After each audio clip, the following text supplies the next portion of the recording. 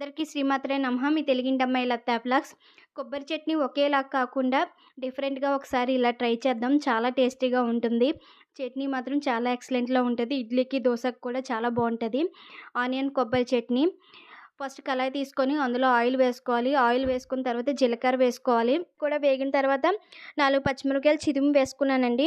ఉసిరికాయ అంత చింతపండు కూడా వేసుకున్నాను. అది బాగా వేగిన తర్వాత పుదీనా, కొత్తిమీర వేసుకున్నానండి. పుదీనాకు మాత్రం కొంచెమే వేసుకున్నాను. కొత్తిమీర మాత్రం కొంచెం ఎక్కువగానే వేసుకున్నానండి. అది కూడా బాగా వేగిన తర్వాత 2 రబ్బలు కరివేపాకు వేసుకున్నాను. అవి కూడా చిటపటలాడిన తర్వాత 2 ఉల్లిపాయలు కట్ చేసి వేసుకున్నానండి. ఉల్లిపాయలు వేసుకొని బాగా వేపుకోవాలి.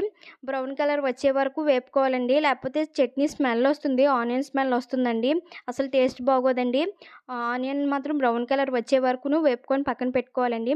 తర్వాత ఒక మిక్సీ గిన్నె తీసుకున్న తర్వాత వేపిన శనగపప్పు ఒక కప్పు వేసుకున్నాను. కొబ్బరికాయ ముక్కలు కూడా ఒక కప్పు వేసుకున్నానండి. వేసుకున్న తర్వాత ఇందాక వేపి పెట్టుకున్నాం కదండీ ఆనియన్స్ కూడా వేసుకున్నానండి. తగినంత సాల్ట్ కూడా వేసుకున్నాను. వేసుకున్న తర్వాత మూత పెట్టుకొని మిక్సీ పెట్టుకోవాలండి. మిక్సీ పెట్టుకున్న తర్వాత బరగ్గా మిక్సీ పెట్టుకోవాలండి. తర్వాత వెల్లుల్లిపాయలు వేసుకోవాలి. ఎల్లుల్లిపాయలు 4, 5 రబ్బలు వేసుకున్నానండి. 4, 5 రబ్బలు వేసుకోవాలి. వేసుకున్న తర్వాత తగినంత వాటర్ కూడా వేసుకొని మెత్తగా పేస్ట్ చేసుకొని మిక్సీ పెట్టుకున్నానండి. వేసుకొని పక్కన పెట్టుకున్నాను. తర్వాత కళాయి తీసుకొని అందులో ఆయిల్ తర్వాత పోపు దినుసులు ఒక 2 స్పూన్లు వేసుకోవాలండి. తర్వాత 4, 5 ఎండుమిరపకాయలు చిదిమి వేసుకోవాలి. తర్వాత వెల్లుల్లిపాయలు కూడా 2, 3 వేసుకోవాలండి. వేసుకున్న తర్వాత అవి బాగా వేగిన తర్వాత కరివేపాకు వేసుకొని చట్నీలోకి తాలింపు వేసేసుకోవడమేనండి. అంతేనండి. చాలా సింపుల్ ఆనియన్ కొబ్బరి చట్నీ చాలా టేస్ట్‌గా ఉంటుంది.